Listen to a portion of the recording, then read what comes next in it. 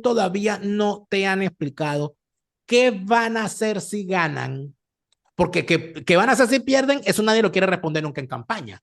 Pero no Sí, nos han respondido qué van a hacer si ganan, sino que nos dan generalidades. no hay No, proyecto. porque eso es estrategia. Eso es estrategia. Sí, sí, sí. Las estrategias no se Ahora, pueden revelar. No se pueden sí, esto revelar la nos estrategia. llevó Pero a las campañas. ¿Te acuerdas las campañas de las cancioncitas y los jingles? Estamos otra vez ahí.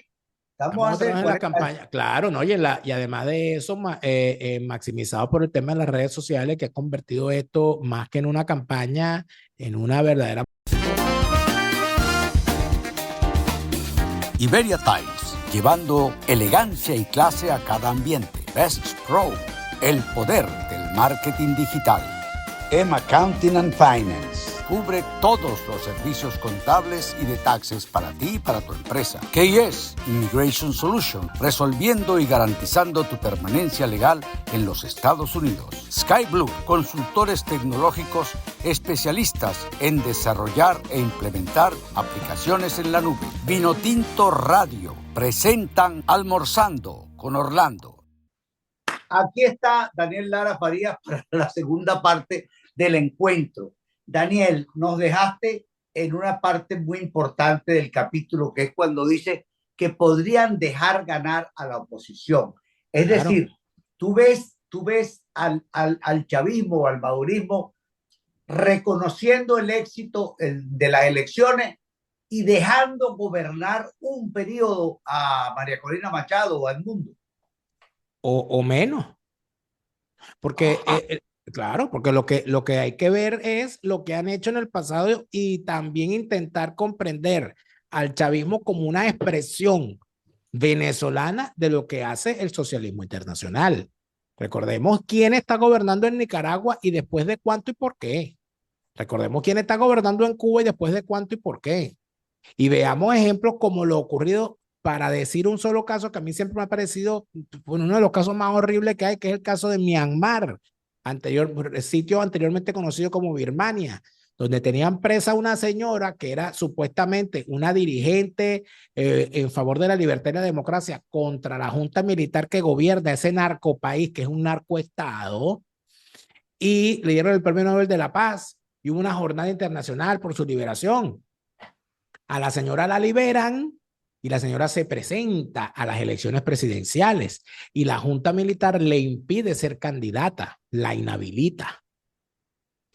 Y cuando se hacen las elecciones, gana la opción opositora que ella apoyaba y a la señora le permiten ser nombrada ministra de ese gobierno. Ocurre una serie de hechos en Myanmar que terminan con una gran matanza de una minoría étnica y terminan acusando a la señora de ser la ideóloga de esa matanza y la junta militar la saca y la vuelve a meter a la cárcel porque usted es una genocida. Eso parece una película de terror. Es verdad que sí. Pero ¿Verdad? uno ha visto, lo hizo Mugabe. Mugabe en determinado momento se roba la 27ª elección que hizo y cuando hay un escándalo internacional porque te volviste a robar las elecciones, el señor dice, ay, bueno, está bien, ¿dónde está el opositor? Venga, usted es el vicepresidente, encárguese de gobernar, yo me voy para mi casa. A los 6 meses estallan todas las bombas que el tipo había dejado armadas y Mugabe regresa y dice, estás destituido, eres un inepto. Y Mugabe siguió ahí hasta que se murió. Entonces, yo no descarto nunca nada, pero además de eso, Orlando, ha habido un movimiento internacional de salvación del chavismo por parte del bando socialista. Este movimiento de salvación del chavismo ha estado siempre, siempre en el escenario desde que a Nicolás Maduro le pusieron la mano desde el más allá para que fuese presidente. Y eso plantea, con ayuda de la oposición falsaria, que Maduro no es Chávez. Y eso inclusive se repetía. Y entonces se trataba de decírselo al chavista como para convencerlo. Mira, no vayas a votar por Maduro porque Maduro no es Chávez. Maduro no es Chávez. Son dos cosas distintas. Entonces maduristas y chavistas ya empezaron a inventarse eso. Cuando Maduro decidió cubrirse con el manto sangriento de la represión contra las protestas en distintos momentos de su mandato, empezó a ser muy difícil para la izquierda internacional defenderlo. Y empezaron a acusarlo de ser no solamente un asesino, violador de los derechos humanos, sino, oh sorpresa, de estar acabando con el legado de Chávez, porque Chávez era un hombre maravilloso. Maduro es el que es el malo. Claro, Chávez no mató a nadie. Chávez no mandó a meter presa a la jueza Fiuni. Chávez no mandó a matar gente de Puente Llaguno. Chávez no se robó ninguna elección. Chávez no se robó un centavo. Sus hijos no son multimillonarios. Chávez no permitió que Venezuela fuese un narcoestado. Chávez no destruyó la industria petrolera. Chávez no expulsó a 22,000 trabajadores de PDVSA. Chávez no acabó con las Fuerzas Armadas. Chávez no le entregó el territorio a la guerrilla. No, Chávez era maravilloso. El malo es Maduro. En tal sentido, la izquierda internacional haría todo lo que esté a su alcance y sería para ellos maravilloso si logran sacar del medio a Maduro para salvar el chavismo. Y por eso es que la oposición falsaria es tan peligrosa. Porque cuando tú ves que hay candidatos o personajes de la oposición que son capaces de decir que el problema no son las cajas CLAP, sino que las cajas CLAP hay que meterle mejor harina y pollo. Sí, sí. Que cuando tú escuchas que en realidad no, es que hay que amnistiarlo porque aquí tenemos que reconciliarnos. Cuando tú escuchas que el planteamiento de fondo no tiene por ninguna parte la comprensión del inmenso drama nacional que ha significado la destrucción de nuestra república, sino un proyecto de reconstrucción o de construcción de una nueva república, tú entiendes que aquí estamos en algo que puede ser peor que el chavismo. Que no se avisora por parte alguna. Yo no he escuchado hasta ahora un solo planteamiento, uno que diga en el nuevo proyecto de Venezuela, esto va a ser así, esto va a ser asado, cualquier cosa, aunque sea que los semáforos en vez de tener luz amarilla van a tener luz naranja. Entonces va a ser rojo, naranja y verde. Eso, por ejemplo, nada, no hay nada, nada. Y mucho menos yendo más allá. No, lo que hay es esperanza. Porque entonces cuando tú haces estas preguntas y estos planteamientos, te dicen, no, pero tú eres muy pesimista. Tú tienes que quedarte. No, porque lo primero es unirnos para sacarlo y después vemos. Con ese después vemos, llevamos 25 años de después vemos. El después vemos fue el que nos acabó el 11 de abril, Orlando. Y aquí yo creo que hay una cosa muy importante. Y vuelvo y lo repito, te lo dije en el programa anterior. Sí. El problema es la gente que apoya esta sinvergüenzura. Aquí Claro. no hay problema entre dirigentes y militares y empresarios. Cuando el 11 de abril ocurrió lo que ocurrió, que tú lo sabes mejor que yo. Aquí el problema fue que toda esa gente que salió a la calle a exigirle a Chávez que se fuera, cuando Chávez se fue, se fueron para su casa a ver las cosas por Globovisión. Cuando debieron haberse quedado frente a Miraflores exigiendo, no, ¿quién va a ser? No, tú no te quitas. ¿Cómo es esto? Exacto. Entonces, le dejaron el espacio. Lo mismo. Cuando nosotros vemos que quienes deben enderezar este entuerto no lo hacen, pero la gente dice, no, pero tú lo que tienes es envidia. No, quédate tranquilo, porque no, aquí lo que podemos hablar somos los que estamos adentro, los que se fueron, los que quieren es criticar. No, es que a ti te conviene que Maduro no caiga porque tú vives de hablar mal de Venezuela. A mí me han dicho que yo hablo así porque María Corina no me ha ofrecido nada. No, María Corina no te ha ofrecido nada. Eso es lo que dicen. A mí no me ha ofrecido nada tampoco, pero si me ofrece le digo que no. Pero claro. Porque yo no estoy pendiente de que me ofrezcan nada. Pero es que por eso no te lo ofrecen. No te ofrecen porque tú sabes cómo piensas tú. Y no me lo van a ofrecer no solamente porque saben cómo pienso, sino porque además de eso, yo sería incapaz de aceptar cualquier cosa de la clase política porque yo me fui del activismo político para nunca más volver. Ahora, lo que sí es lamentable es que uno vea como gente que hasta antier nomás andaba comiendo candela. Queridos amigos, los invito a acompañarme en mi canal de YouTube con Almorzando con Orlando. Suscríbanse, denle like, déjenme sus comentarios y compartan. Gracias. Candela, con unas posiciones radicales, de repente se convirtieron en unos, lo que llaman en España, unos palmeros. Y uno los escucha hablar, le lee los artículos, lo ve en las redes sociales y uno dice, Dios mío, ¿en qué momento lo secuestraron? Se apoderaron de él, le entró un espíritu electoralista y se convirtieron además en promotores de una cosa bastante triste. Yo he revisado todo estos días cómo la discusión que había aquí en Europa con respecto a los temas en la campaña, ¿cuáles eran? Las preocupaciones de los agropecuarios, las preocupaciones de los agroexportadores, las preocupaciones contra la agenda ecologista. Los temas.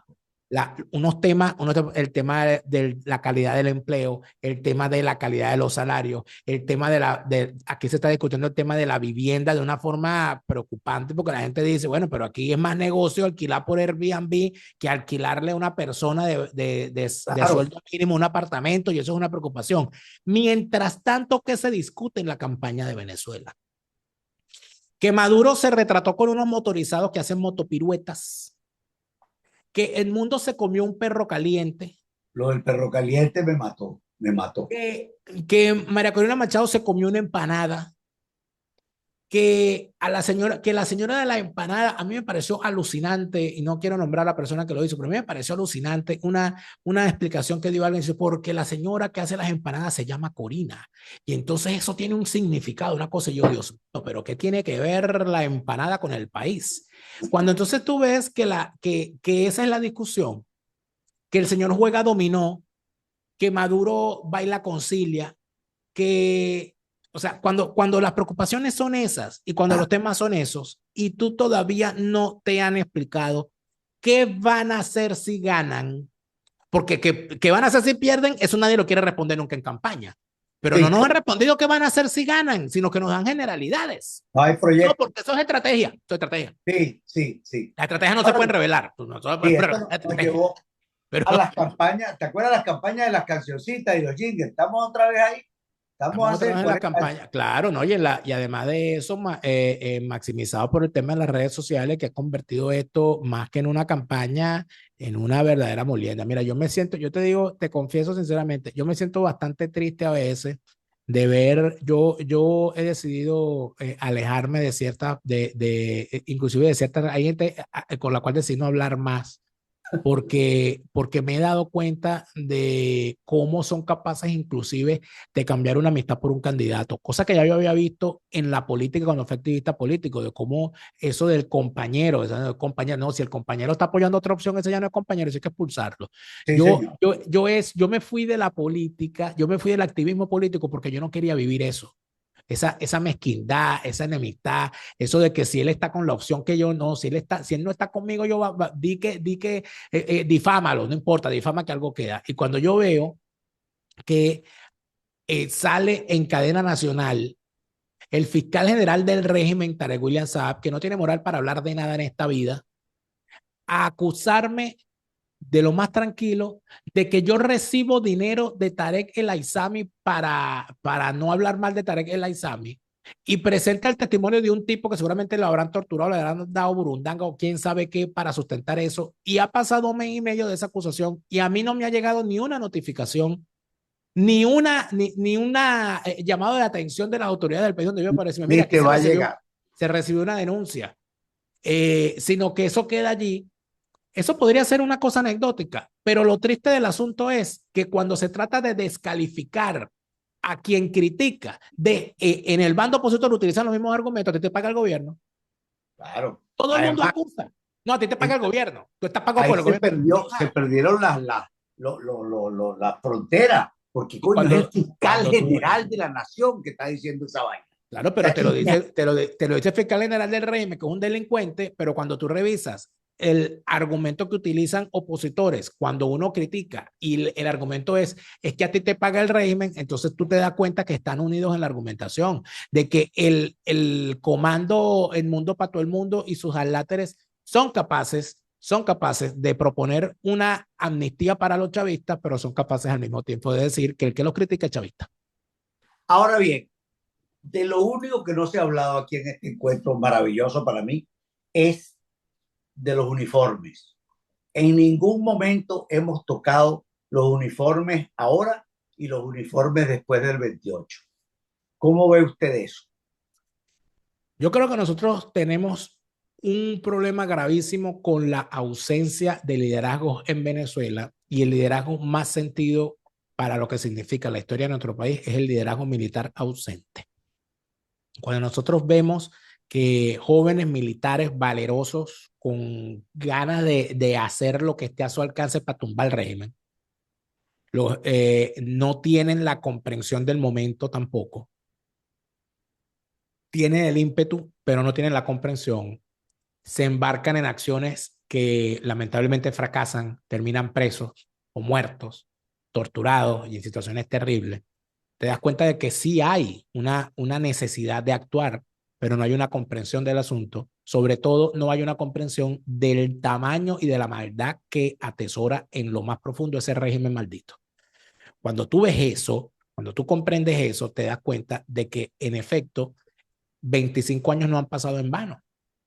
Por esa razón es que yo lamenté tanto y lamentaré muchísimo siempre que hayamos tenido ese experimento de infiltración tan exitoso del chavismo que fue el gobierno interino, porque ese fue el momento en el que nosotros pudimos construir, inclusive yo lo propuse, una cosa muy clara. Yo dije, el señor Juan Guaidó, cuando fue presidente interino, debió haber sacado un decreto, para empezar, debió haber nombrado un ministro de la Defensa.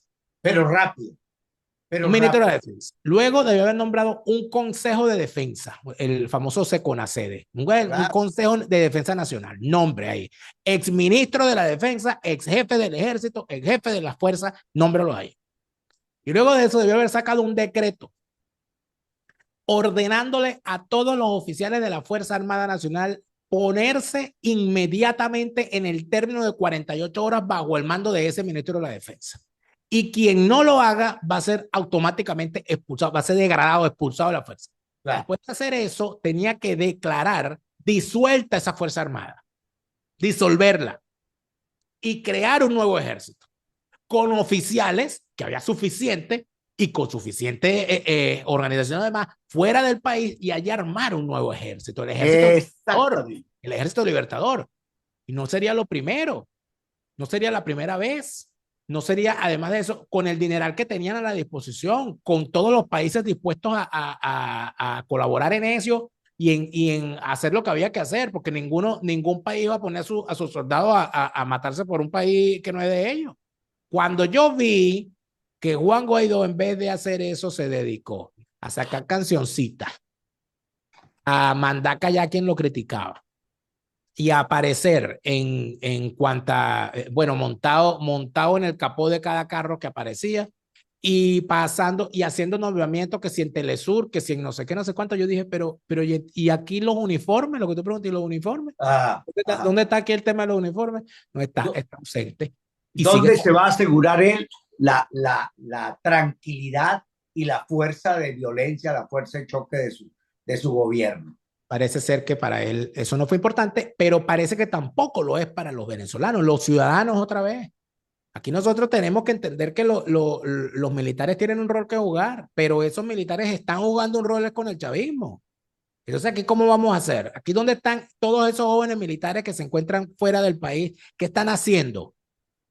¿En qué se están formando? Porque también hay una realidad. Todo oficial militar, con todo el respeto que me merecen, que haya entrado en la academia militar del chavismo y se haya puesto un uniforme durante el chavismo, es un oficial que tiene la necesidad de volverse a formar, porque en esa academia no lo formaron correctamente, o por lo menos no lo formaron correctamente para defender a la nación.